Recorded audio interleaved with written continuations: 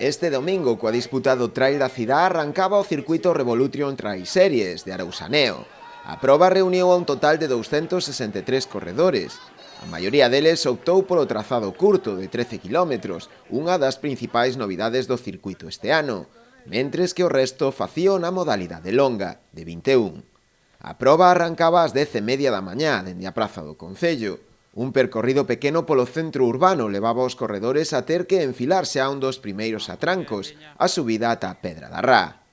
Aí marcábanse xa as primeiras distancias nun trail duro, que en algúns momentos do percorrido chegou a sumar preto dos 900 metros de desnivel positivo.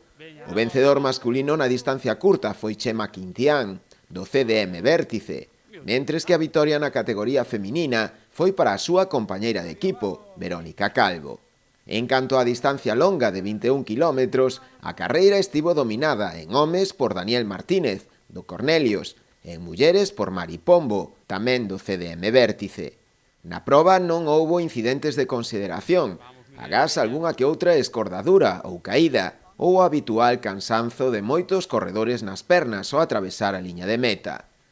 Aínda así, a maioría deles xa está a pensar na vindeira cita do circuito. Será o Trail de Outes o 5 de marzo, para pechar xa a edición deste 2023 coa Portosín Trail o 21 de maio.